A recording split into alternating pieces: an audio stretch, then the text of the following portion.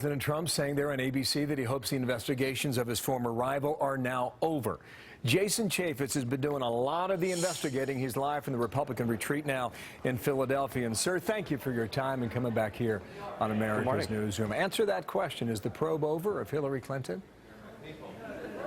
Well, we never specifically were probing just Hillary Clinton, but we are looking at the mess that she created at the State Department. I would remind people that the State Department itself still has an open investigation. One of the things we need help from the Trump administration is to get all the documents that we need in order to come to this conclusion. State Department, the FBI, the Department of Justice, the Veterans Administration, the IRS. These are all big major agencies where we do have investigations open.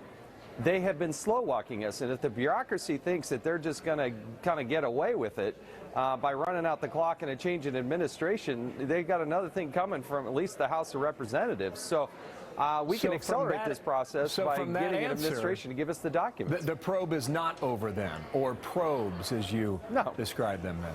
Yeah. Yeah, look, it's about justice. It's not about any one particular person.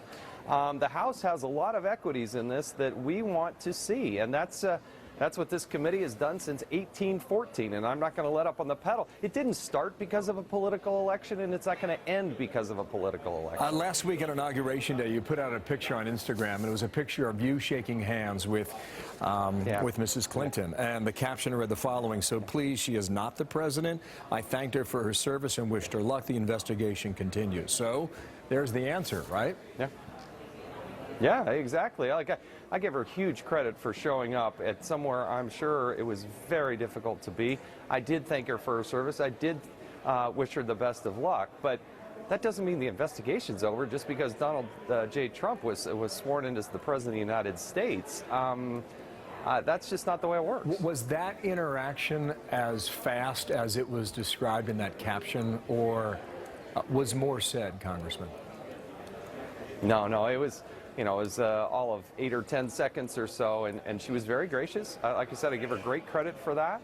But the investigation continues. There are still a lot of unanswered questions. The quid pro quo, the hiding of documents at the State Department that showed up in the 302, the FBI interviews.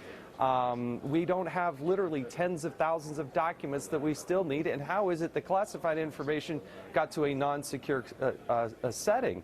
We started this because the Inspector General said that there was a problem, and that still has not been resolved. Let's move to today right now. What is on your mind? What do you want to hear from President Trump today? What's today all about, sir?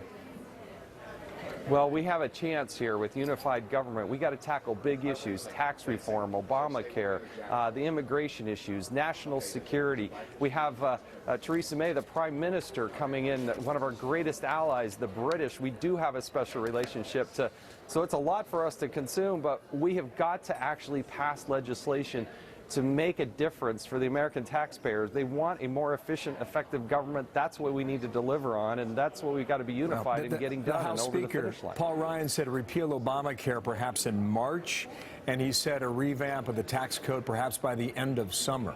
Does that schedule sound right to you? Yeah, it's an ambitious schedule. The Speaker laid out a Gantt chart showing the timing. The House can move much swifter than the Senate can. They've got a lot of arcane rules that slow them down. They're also going to be dealing with a Supreme Court nominee and a host of other people that need Senate confirmation. So we have a very aggressive schedule.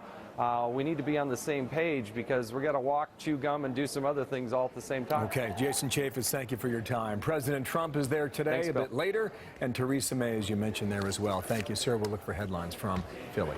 Shannon. Thank you. Well, the president is promising to step in if Chicago cannot get a handle on crime.